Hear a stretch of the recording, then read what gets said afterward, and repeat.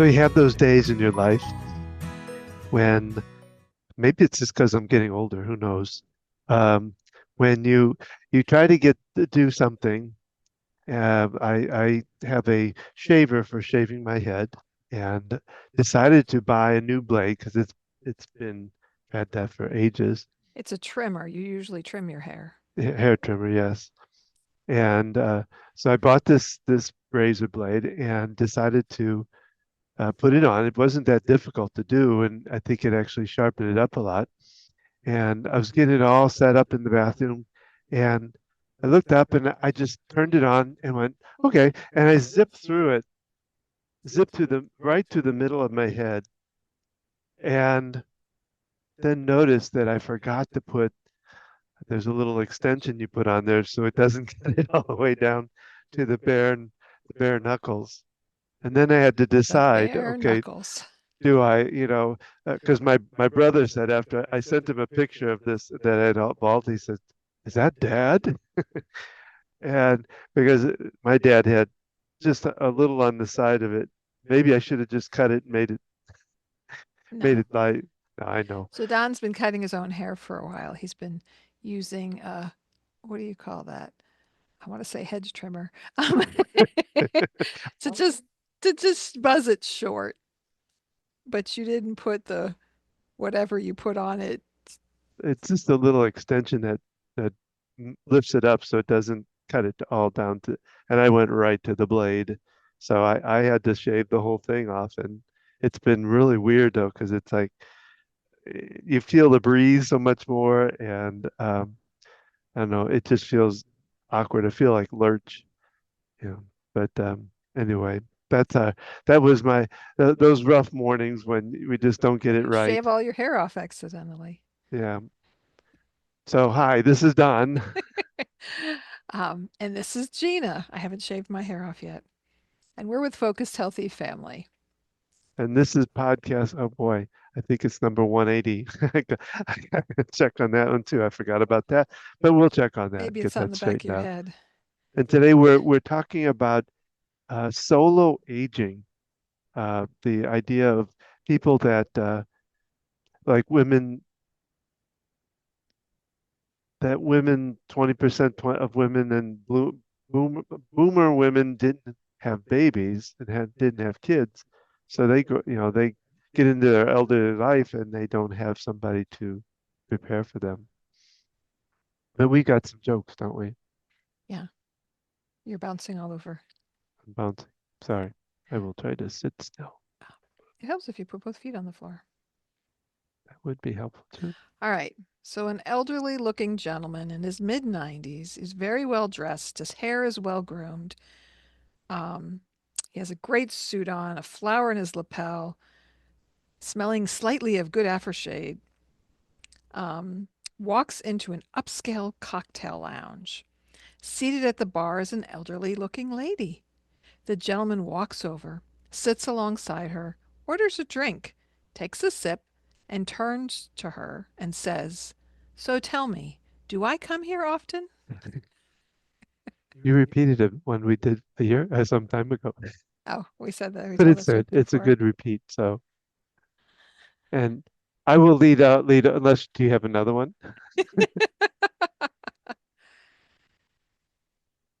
Are you still guessing or No, no, we're a little loose today, I think, with what we're doing. But yeah. I'm going to read a little caregiver tip 101, um, one-on-one ways to keep caregiving from making you crazy. And this is tip number 72, and it's about finding a good listener. And I figure when we're talking about aging people, I think being a good listener for the caregiver, but also for the person that we're dealing with. But so this is tip number 72, uh, finding a good listener. Find a friend with whom you can talk about your problem, but don't wear out your welcome. Be willing to listen to their issues too. Good way to vent is to call or to go to a friend and say, I need to vent for 10 minutes. Just listen. At the end of the 10 minutes, stop me. And if you have any suggestions, then I would appreciate hearing them. Also, remember that as crazy as it may sound, pets are great listeners. You don't have to listen to their problems. I like that. Talk to your pets. It is good to have someone you can share with, that you can vent, whether it's at a support group or a trusted friend or someone. Sometimes it helps if it's outside the family, if you're navigating caring for people in your family. It's complicated. Everybody's got their own perspective on it. And Well, so, and today like I say, we're kind of talking about um, last week we talked about aging in place, or 2 weeks ago talked about aging in place with Stewart, and today we're talking about those that are solo aging. so maybe they don't have any children, they don't have other family members to support them. Because they talk, like I said, about 20% of baby boomers, women didn't have babies, so they end up. They also talked about there's a what they call the gray divorce. And they talk about 40% of people that divorce are after the age of 50, Okay. and they run into the same kind of problems. They can be uh, some of them have, of course, have children, but some of them don't. So it's kind of a interesting combination there. But I've seen that working in geriatric rehab where sometimes it's an ex spouse who comes in because they divorced, but they're still on friendly terms to some mm, degree, that they're still helping them in a difficult situation, whether they, had a stroke, had an illness, something going on, but sometimes they don't have someone. so they talk about some of the things that that solo aging people kind of concerned about. I think all aging people think about this, but even more so as a solo. A couple of things that they really want to maintain independence. They want to have physical strength. They want to have good health. They also want to hold on to good mental capabilities, mental abilities, and they're worried about their finances too, whether their finances are strong enough. So those are just things in general that aging people worry about. Did this come from an article? I'm curious. This is from AARP. There was Oh, an okay. article An done by article. AARP. Okay. Um, they talked about it, they talked about that as kind of a positive way. They were looking at that they want to maintain these things. Because I would say that's true of most people in general as they're aging, not just people. Well, yeah, that does to say that. Um, but then their major fears that they go into are, well, first off, is fear of dying alone. If you don't have somebody to support you, they don't have the children to support you, then you can that can be a real fear to be able to die alone. Um, Being able to move somewhere um, against their will, being put somewhere. I remember my mother's mother, had such a hard time, and they were just moving her between family members. It wasn't even like moving into a nursing home. They were just living, but she still had trouble with it because, well, one, it was moving her out of her own home, and two, it was constantly being changed. About every month and a half, they would move her to a new home, and she'd have to readjust to that every time. Mhm. Um, Having a court appointed someone to make their decisions for them. And you looked up some of that information of who those appointments are. Or, Well, no, I was just looking at who you can reach out to for a power of attorney if you don't have a trusted child or other family member. Who can you ask? Because you want to set that in place before you need it. You want to pick that person who will step in and help make either healthcare or financial decisions for you. And, the financial could be if you have a lawyer, you have a financial planner, or someone you trust, because you can choose separately a healthcare power of attorney and a financial power of attorney. So it just talked about, do you have a really good neighbor? Do you have someone you have a good relationship with? And then there's the um, elder law. There's an agency on elder law. We'll put it in the links, that you can reach out to find resources and support. But making that decision ahead of time, because if you become to the point where you're incompetent, and a court appoints someone to care for you, that decision is being made on your behalf. But it may, It, well, it goes back to what we kind of talk about, you know, talking ahead of time before somebody gets to that stage. That's a big part for us to think about with aging people is that talk before when they can make the decision, and it's kind of tough because most people don't want to. You know, they want to be able to make they want to make the decisions, but they don't really want to talk about it up sure. front. So, this is outside of our realm of what we usually talk about because we talk about being caregivers for someone who's aging. And so you might know someone who doesn't have family member. Maybe they have a son, but they don't speak to them, or they Oh yeah. didn't have children, or they never got married, or for whatever reason, they don't have people to step in and support and help them. But sometimes they have a friend, and yeah, encouraging people to make these choices before they're in a position where they can't care for themselves in some capacity. And then they're either going to get in a really bad situation, wind up in the hospital, and then things will be decided for them. So, what else does it talk Well, about? there's two more little things that they worry about. One is lack of companionship, not having somebody to discuss and talk things with. Not, again, not even having maybe not even having children that they can talk to and things like that. And then the last one is scams and frauds, which Mm. are getting, and we're still looking for, wanting to find someone that can come on and talk more about that, because that's getting bigger and bigger as we go along. And the more things they can do with it, like we talked about the AI that allows them to copy people's voices and things like that. And that's a real scare for people.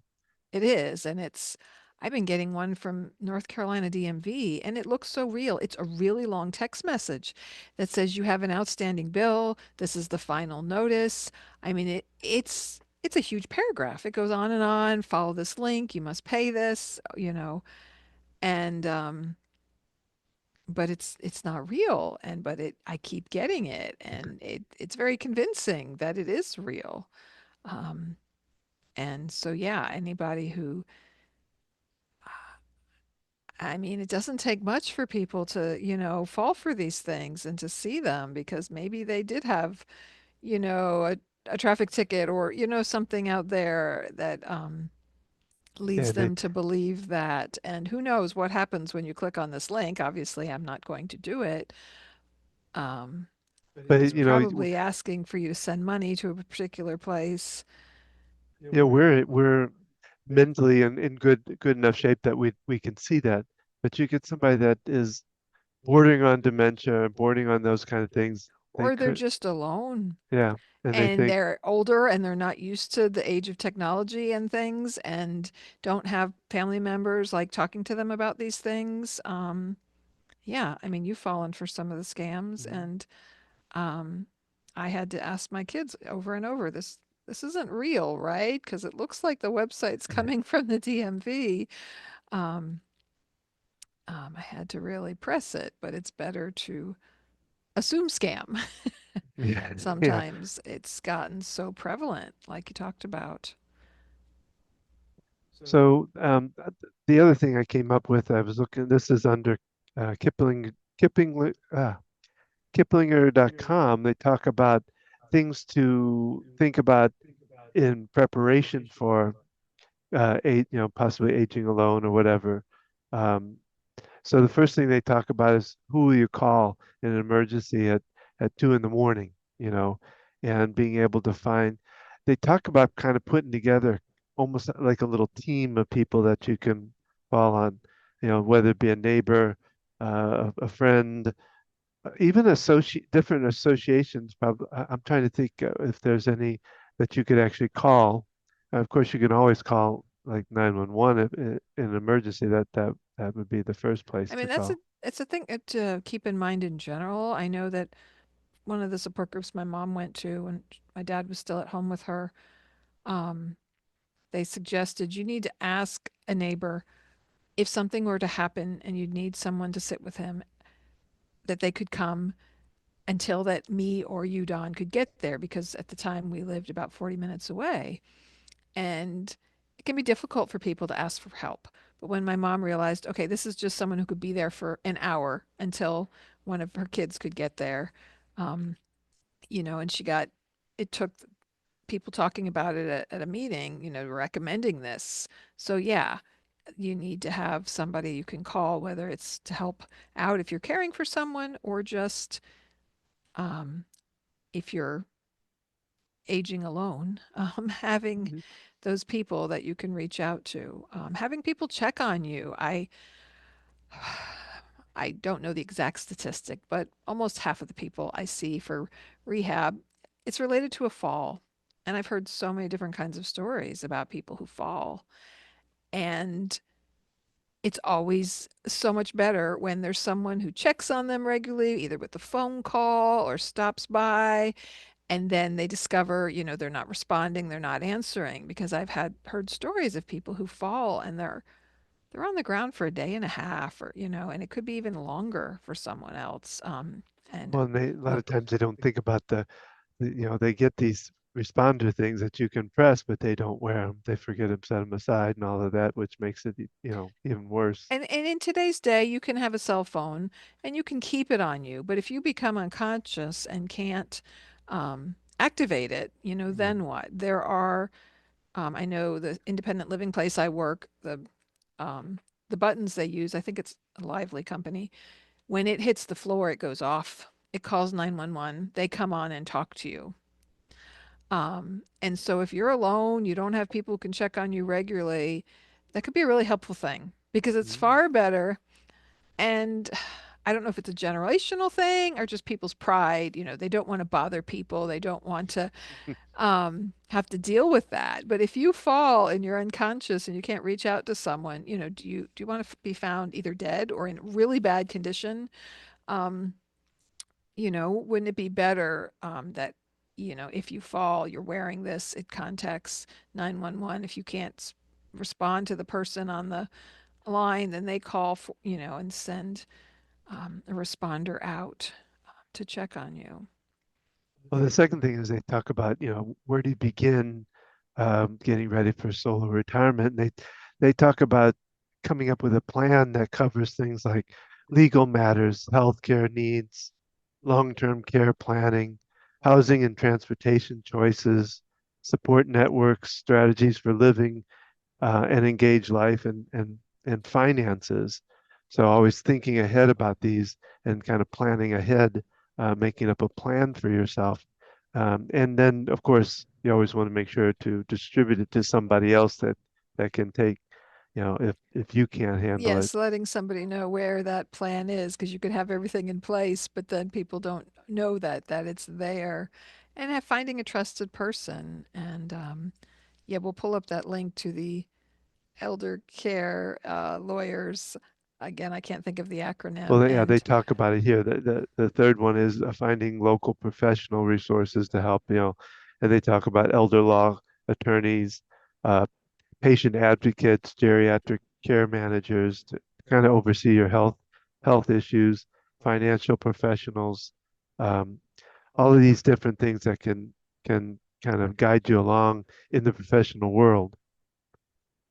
Uh, the fourth one is financial documents you need, and they talk about the durable power of attorney, um, and they have different ones. They depending on what you want to have done. There's durable power of attorney, there's limited power of attorney, and then there's one called the spring power of attorney, which doesn't take effect unless the solo ager is declared incompetent. The um, the next one goes in and well, the other thing they mention is, of course, a will and all the different parts of the will that we need. And then they go, number one, or number five, they go into um, medical documents that you might need, healthcare power of attorney, a living will. Are you familiar with a little bit with the living will and what it has to offer? well, I mean, that's, decisions as far as DNR, like DNR and things like that. yeah, there's do not resuscitate. There's different versions of that, whether you want to be intubated or not, or put on life support. So it puts those things into place. Because maybe, yeah, you want to be resuscitated, but you don't want to be intubated is when they put a tube down your throat to help you breathe if you can't breathe on your own. There's different areas where you can accept or deny, and you can spell that out. There's also a form called medical orders for scope of treatment. And as I was researching this, I think each state may have a different. So I'm looking at the North Carolina one. So this goes into a little more detail. We did this for my father when he was reaching hospice stage of life. And what it does is because he already had the DNR and everything in place. So this asks that question first, do you want to be resuscitated or not? And then it asks about medical interventions. Do you want full scope of treatment, limited, or comfort measures only? And so that means comfort measures only means you don't want to be transported to the hospital. If someone is at the end stage of their life and they're in the process of actively dying, the last thing they want is to be uprooted from wherever it is they're living, get subject to all kinds of tests at the hospital. And so those three different specifications kind of spell that out. I think what we did with my dad was that, unless he was like bleeding out or something, they would contact us first before sending him to the hospital. The next section talks about antibiotics. Do you want antibiotics? Determine limited use of it or no antibiotics at all. Um, then there's medically administered fluids and nutrition, deciding whether you want to be given IV fluids or not, and nutrition, like through a tube if you cannot eat yourself. And so there's all these different sections. When we did this, I think someone either from palliative care or maybe where he was living went through it with us, and maybe it was the facility, and for us to pick which ones, they explained it to us in detail. um, and so it was really helpful to have this and to be able to kind of make these decisions ahead of time, because he had been sent to the hospital so many times. And even his neurologist at the time was having these episodes of low blood pressure or something, and they're like, that's just common with Parkinson's, and he doesn't need to be keep going to the hospital for these things, and it's traumatic. Someone with dementia and someone with limited mobility for whatever reason, the emergency department is not set up for these people. And I think about when I was there with my dad, I almost always see an elderly person, often on the bed or the stretcher, whatever you want to call it, in the hallway, just laying there all alone. And it just break my heart, that not everybody has someone who can be there, and sometimes not at all, or, not for a while. And it's confusing and there's a lot of noise, and it can cause a whole lot for someone who especially has any degree of dementia and is prone to agitation and just disorientation, that it's a completely disorienting environment to be in. If you live in a big city, there's police sometimes coming in. And one time my dad was convinced he was being arrested. He's like, I'm sorry. I'll whatever I did wrong, and because there was someone in the emergency room, there was an incident with the police, and he was just thought this was about him. It's very frustrating to me. And I feel like there's specialty children's emergency rooms at big cities, hospitals. There needs to be one for the elderly, because, The whole different world that they it have, is. And so having these decisions in place ahead of time, um, because, when you're reaching end of life, whatever that looks like, depending on medical things you have going on, it's something that you need to acknowledge. And oftentimes, what I see is the families are more resistant. I've had people, their mom is in their 90s or something, and they don't want to do much anymore. They don't want to get out of bed anymore, and they're like, you've got to work, and we want you to have therapy and want you to get stronger, and they say they're ready to die. I'm like, no, you don't mean that. It's like, they they're do. not going to live forever. They've already made it to 95 or whatever. They've had a good life. It's like when someone who's over 90 refuses therapy, it's like, there's a point where you get to decide. And that's a tricky thing with, if they have a level of dementia and can't make the best decisions for themselves. And yet, our society tends to push living and life and you got to live forever. Um, and we had somebody, she was 100 something at one of the skilled nursings I worked at. And the family agreed to therapy. And it was like, if she wants it, we'll do it. So some days she wanted to, and some days she did it. And then, the family was in agreement. If she doesn't want to, let's not push her. Um, so realizing, death is a part of life. And I just think there needs to be more open discussion about it. It needs to be more conversations. And related to how you want things to proceed. It's not as simple as just do not resuscitate or not. You can have things in place like the living will that will be more specific, um, depending on the situation. Well, and they actually, the next thing talks about if you didn't plan on being a solo age, you didn't think that was so. What they're talking about again kind of goes over what we talked about, but I think it doesn't hurt for a couple to think about if we make it together and all of that, that's great, and we can age that way. But also think about if one person or whatever doesn't, what's going to happen then. So it's kind of taking additional steps when you're preparing um, as a couple, as a couple getting ready for that, but also if one of them has to go, and what happens then? How do you survive if the other partner is gone? So it talks a lot about that, and it's really the same kind of plan as planning it out ahead of time, but talking through both parts of that. I found it's the National Academy of Elder Law Attorneys Ah, is the website I found. And they talk about different resources, how to find a lawyer, why hire an elder and special needs attorney, additional resources. And so this is just one organization that's out there. There are people who specialize, in these areas and, finding other geriatric practitioner specialists while we're talking about this.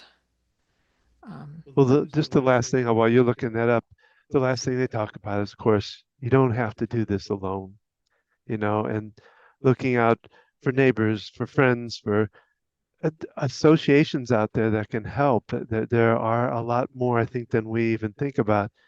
Like you said, your mom looked for different things that got her some different help of different sorts. That's the kind of thing you got to look for. And so it doesn't mean you have to do this whole thing alone, even if you're working on a solo aging kind of scenario. So anyway, um, so just something else to make people aware of, and I may have talked about this before, but um, um, ombudsman, Ombudsman.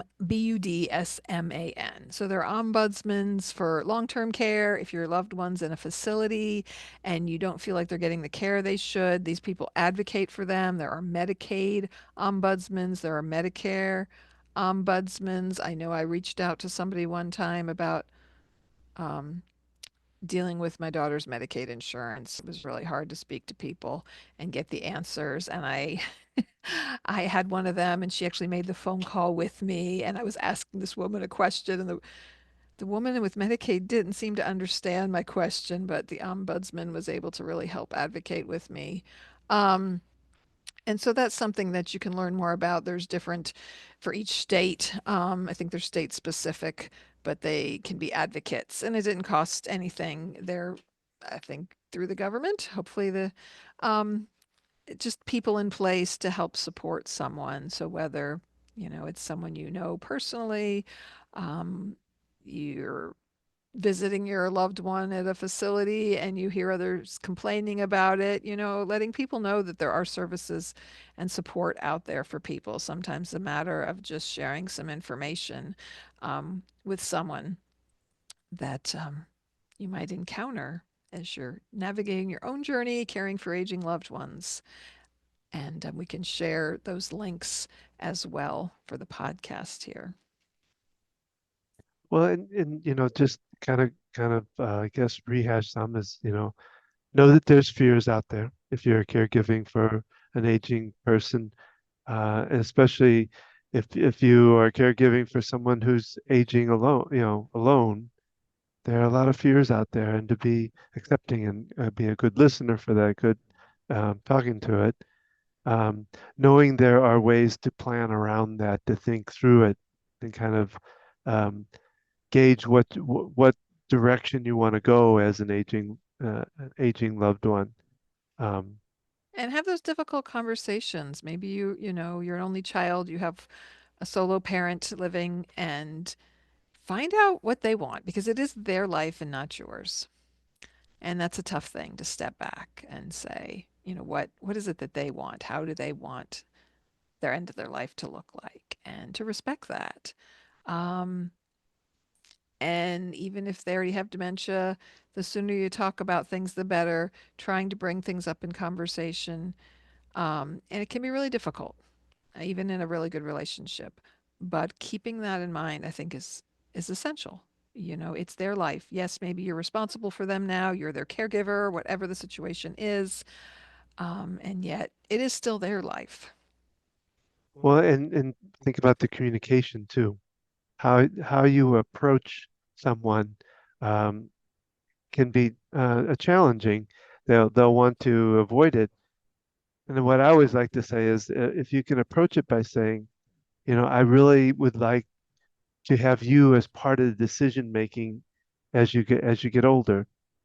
And so that's why I'd like to talk about it now instead of waiting to a point where you're unable to make the decisions and I have to make it or somebody has to make it for you. And if they don't want to talk about it, you could write a list of questions, let them Give it some answer it at time. their leisure.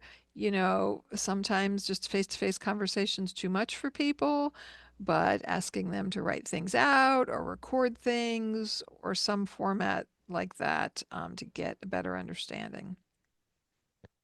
Well, we hope this information has been helpful to you today, um, and we appreciate you listening. Please give us a comment, feedback. Let us know what topics you've enjoyed, what you'd like to hear more of. If you know somebody um, who might be of value to others and that might be willing to come on our podcast, please either share our information to them or let us know about this person. We're always looking to have people on to interview, like someone to talk about fraud and things in the elderly. We thought we had someone, and then sometimes people get busy with everything else they have going and they have to cancel, and we're not haven't been able to reschedule that person in particular. But let us know.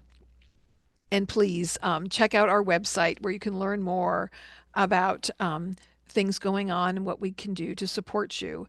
Every Tuesday night, Eastern Standard Time, 7 p.m., join Don online for EFT tapping. You can learn about what tapping is.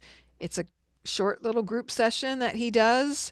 You can join in. Yeah, you simply go to focusedhealthyfamily.com/EFT-group.